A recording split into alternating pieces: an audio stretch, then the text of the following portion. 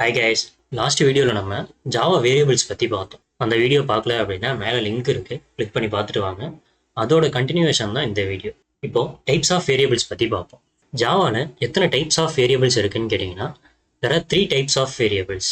என்னென்னு கேட்டிங்கன்னா, local variable, instance variable, static variable அப்படின்ற 3 டைப்ஸ் ஆஃப் வேரியபிள்ஸ் இருக்குது. இது ஒன்று ஒன்றா டீட்டெயிலாக எக்ஸாம்பிளோட பார்ப்போம். First local variable. A local variable declare inside a method, constructor or block of code. ஒரு மெத்தட் உள்ள இல்லைனா கன்ஸ்ட்ரக்டர் பற்றி நம்ம பின்னாடி டிஸ்கஸ் பண்ணுவோம். இல்லைனா பிளாக் ஆஃப் கோட் அப்படின்னா என்னன்னு கேட்டிங்கன்னா, ஒரு ஓப்பன் கர்லி பிரேஸ் ஒரு க்ளோஸ் கர்லி பிரேஸ்க்குள்ளே நீங்கள் ரைட் பண்ணீங்க அப்படின்னா அதுதான் பிளாக் ஆஃப் கோடுன்னு சொல்லுவோம். இதுக்குள்ளே ரைட் பண்ணோம் அப்படின்னா அது வந்து லோக்கல் வேரியபிள். இது ஒரு எக்ஸாம்பிளோட பார்ப்போம்.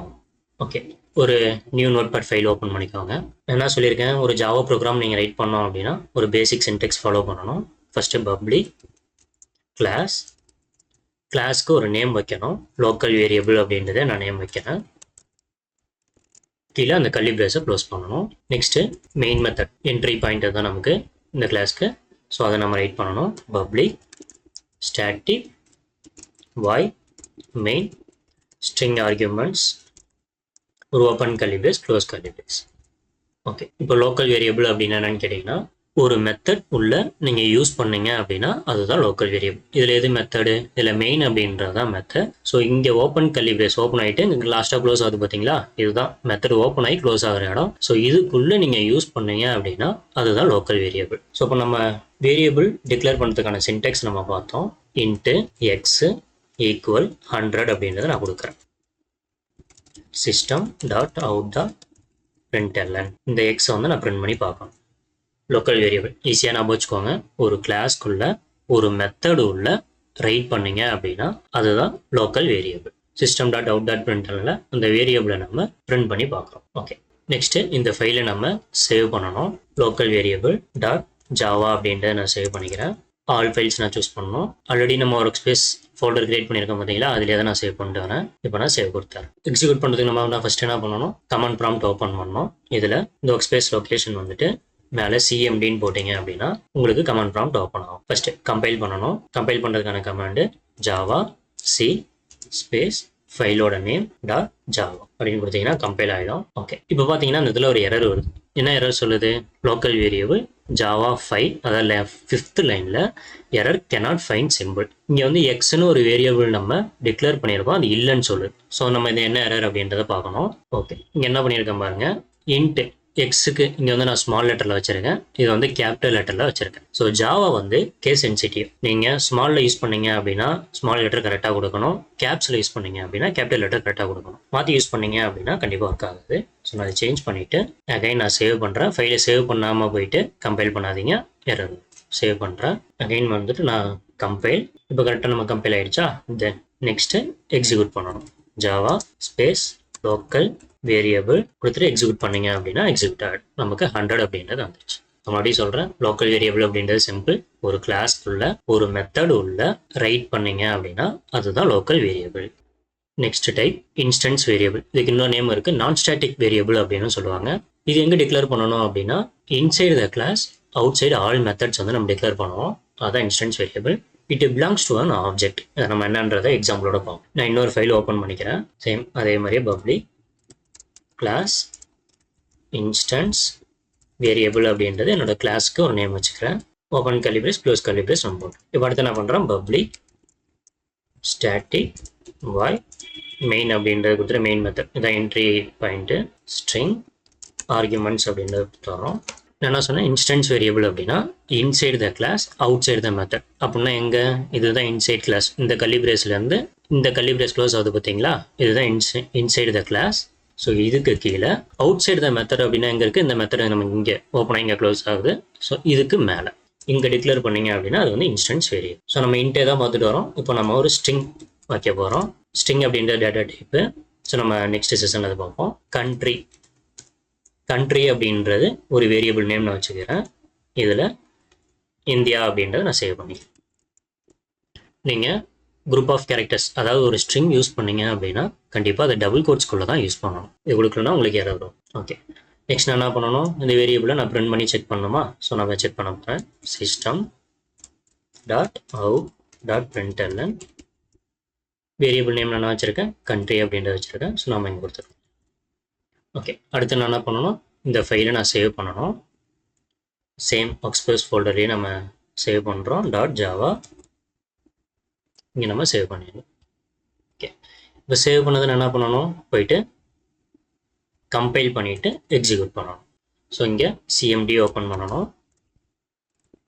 ஃபஸ்ட்டு கம்பைல் பண்ணுறதுக்கான கமாண்ட் என்னது, javac space instance variable கிளாஸோட நேம் .java கொடுத்துட்டு என்டர் கொடுத்தீங்க அப்படின்னா ஓகே, இப்போ நமக்கு ஒரு எரர் வருது. இப்போது instance variable non static variable country cannot be referred from an static context. இது என்ன எரர் அப்படின்னா, இங்கே நீங்கள் இன்ஸ்டன்ஸ் வேரியபிளை ஒரு மெயின் மெத்தடுக்குள்ளே கால் பண்ணுறப்போ நம்மளால் டைரெக்டாக கால் பண்ண முடியாது. லோக்கல் வேரியபிளில் நம்ம என்ன பண்ணியிருப்போம், இன்ட்டு எக்ஸ் ஈக்குவல் 100ன்னு கொடுத்தோமா, அதை டைரெக்டாக நம்ம இங்கே கொடுத்து கால் பண்ணோம். ஸோ அதே மாதிரி இன்ஸ்டன்ஸ் வேரியபிளை மெயின் மெத்தடுக்குள்ளே நம்மளால் கால் பண்ண முடியாது. ஸோ அதுக்கு என்ன பண்ணணும் அப்படின்னா, ஆப்ஜெக்ட் அப்படின்றது ஒன்று கிரியேட் பண்ணணும். அதுக்கான சின்டெக்ஸ் கிளாஸ் நேம் இருக்குது பார்த்தீங்களா, அந்த கிளாஸ் நேம் கொடுத்துட்டு ஒரு ரெஃபரன்ஸ் நம்ம கொடுக்கணும். ஆப்ஜெக்ட் ரெஃபரன்ஸ் ஒன்று கொடுப்போம். ஸோ அதையும் நம்ம ஐ மட்டும் ஸ்மாலில் வச்சுக்கோங்க. இந்த இடத்துல நீங்கள் என்ன ரெஃபரன்ஸ் வேணாலும் வைக்கலாம், பட் கிளாஸோட நேமை ஃபஸ்ட் லெட்டரில் மட்டும் ஸ்மாலில் வச்சுட்டு வச்சுக்கோங்க. ஸோ தான் பெஸ்ட் ப்ராக்டிஸ்.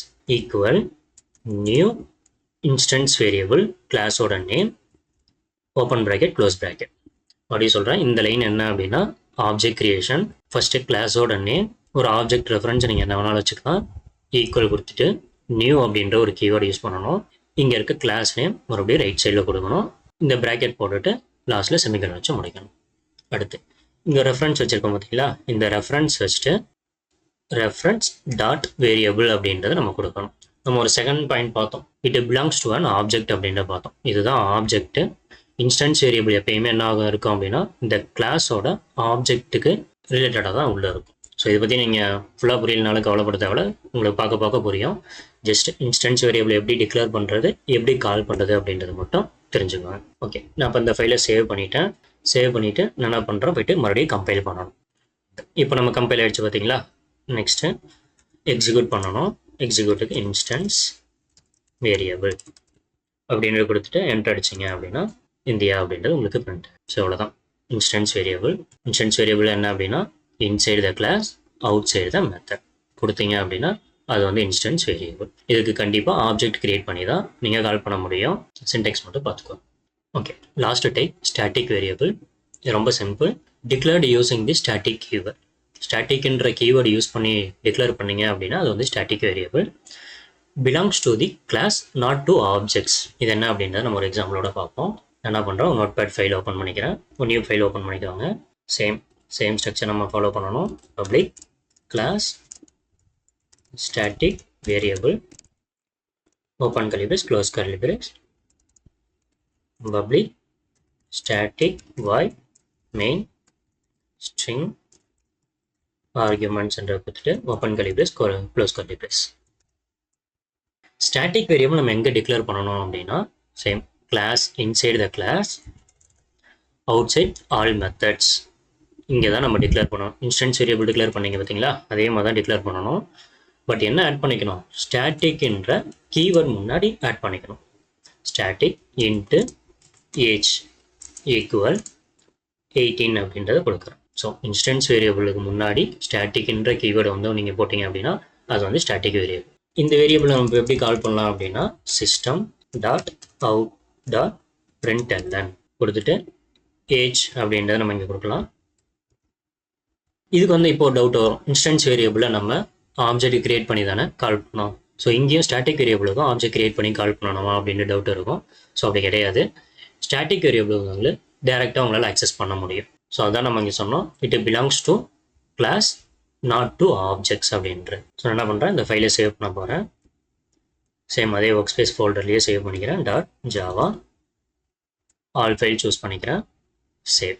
இப்போ நம்ம என்ன பண்ணோம், இதை எக்ஸிக்யூட் பண்ணணும். எக்ஸிக்யூட் பண்ணுறதுக்கு எங்கே ஃபைல் சேவ் பண்ணிடுறீங்களோ அந்த ஃபோல்டரில் போயிட்டு சிஎம்டி போடுறீங்க. ஃபஸ்ட் என்ன பண்ணணும், கம்பைல் பண்ணணும். கம்பைல் பண்ணுறதுக்கான கமாண்டு ஜாவா சி கிளாஸோட நேம் .java கொடுத்துட்டு என்டர் அடிச்சிங்க அப்படின்னா கம்பைல் ஆகும். தென் நான் எக்ஸிக்யூட் பண்ணுறேன். ஸ்டாட்டிக் வேரியபிள் கொடுத்தீங்க அப்படின்னா 18 அப்படின்றது பிரிண்ட் ஆகிடும். ஸோ இதுதான் ஸ்டாட்டிக் வேரியபிள். ஸ்டாட்டிக் வேரியபிளை இன்னொரு வேலையும் நம்ம கால் பண்ண முடியும். எப்படி அப்படின்னா சிஸ்டம் அவுட் டாட் பிரிண்ட்எல்என், நீங்கள் கிளாஸோட நேம், கிளாஸ் நேம் என்ன வேணாலும் இருக்கலாம், டாட்டு இங்கே ஏஜ் நீங்கள் கொடுக்குறீங்க பார்த்தீங்களா, இந்த வேரியபிள் ரெஃபரன்ஸை கொடுத்தீங்க அப்படின்னா இது உங்களுக்கு கால் பண்ண முடியும். ஸ்டாட்டிக் வேரியபிளை மெயின் மெத்தடுக்குள்ளே நீங்கள் கால் பண்ணுறீங்க அப்படின்னா டைரெக்டாகவும் உங்களால் கால் பண்ண முடியும். அதுதான் கால் பண்ணியிருக்கோம். இல்லை நான் அனதர் வேலை கால் பண்ணுறேன் அப்படின்னா கிளாஸோட நேம் என்ன இருக்கோ, ஸ்டாட்டிக் வேரியபிள் தான் நான் கிளாஸ் நேமாக வச்சுருக்கேன், அந்த கிளாஸ் நேம் டாட்டு ஸ்டாட்டிக் வேரியபிளோட நேம் நீங்கள் கொடுத்தீங்க அப்படின்னா ஸ்டாட்டிக் வேரியபிளை உங்களால் கால் பண்ண முடியும். நான் இதையும் இப்போ எக்ஸிக்யூட் பண்ணி காமிக்கிறேன். ஓகே, இப்போ பார்த்தீங்கன்னா 18 மட்டும்தான் வந்திருக்கும். ஏன் 18 மட்டும் வந்திருக்கு அப்படி? இங்கே வந்து 2 பிரிண்ட் ஸ்டேட்மெண்ட் நம்ம ரைட் பண்ணியிருக்கோம். ஏஜ் ஸ்டாட்டிக் வேரியபிள் அப்படின்னு கொடுத்துருக்கோம். நமக்கு 2 அவுட்புட் தானே வந்திருக்கணும், பட் 18 அப்படின்றது மட்டும்தான் வந்திருக்கு. நான் என்ன சொன்னேன், ஜாவாவில் நீங்கள் எது நீங்கள் ரீசேஞ்ச் பண்ணாலும் கோடில் சேஞ்ச் பண்ணீங்க அப்படின்னா டேரெக்டாக போயிட்டு எக்ஸிக்யூட் பண்ணக்கூடாது. ஃபஸ்ட்டு கம்பைல் பண்ணணும், அதுக்கப்புறம் தான் எக்ஸிக்யூட் பண்ணணும். பார்த்தீங்களா 18 அப்படின்றது இருக்கு. டேரெக்டாக நான் ஃபஸ்ட்டு போய் எக்ஸிக்யூட் பண்ணதுனால ஒரே ஒரு அவுட்புட் மட்டும் தான் வந்துச்சு. ஸோ இதை ஞாபகம் வச்சுக்கணும். அவ்வளோதான். 3 டைப்ஸ் ஆஃப் வேரியபிள்ஸ் நம்ம பார்த்துட்டோம். இது ஈஸியாக ஞாபகம் வச்சுக்கிறதுக்கு ஒரு டிப் சொல்கிறேன். லோக்கல் வேரியபிள் அப்படின்னா inside the class, inside the method நீங்கள் யூஸ் பண்ணீங்க அப்படின்னா அது வந்து லோக்கல் வேரியபிள். இன்ஸ்டன்ஸ் வேரியபிள் அப்படின்னா inside the class, outside all the methods நீங்கள் யூஸ் பண்ணீங்க அப்படின்னா அது வந்து இன்ஸ்டன்ஸ் வேரியபிள். ஸ்டாட்டிக் வேரியபிள்ன்றது inside the class, outside the all method with static என்ற கீவேர்ட் கண்டிப்பாக நம்ம யூஸ் பண்ணணும். அது வந்து ஸ்டாட்டிக் வேரியபிள்ஸ். ஸோ இது எத்தனை டைப்ஸ் ஆஃப் வேரியபிள்ஸ் இருக்குது, எல்லாமே நமக்கு டேட்டா தானே ஸ்டோர் பண்ணுது அப்படின்ற கொஷனுக்கு நம்ம பின்னாடி ஆன்சர் கிடைக்கும். ஸோ இது எல்லாமே நம்ம ஸ்கோப் தான். நீங்கள் எங்கே டிக்ளேர் பண்ணோம் அப்படின்னா எப்படிலாம் யூஸ் பண்ணலாம் அப்படின்றது நீங்கள் யூஸ் பண்ணி பார்க்க உங்களுக்கு அண்டர்ஸ்டாண்ட் ஆகும். ஓகே, இந்த வீடியோவில் டைப்ஸ் ஆஃப் வேரியபிள்ஸ் புரிஞ்சிருக்கும்னு நம்புறேன். நெக்ஸ்ட் வீடியோவில் நம்ம ஜாவா டேட்டா டைப்ஸ் வந்து பார்ப்போம். இந்த வீடியோ யூஸ்ஃபுல்லாக இருந்துச்சு அப்படின்னா லைக் பண்ணுங்கள், சப்ஸ்கிரைப் பண்ணுங்கள். தேங்க்ஸ் ஃபார் வாட்சிங். Bye by.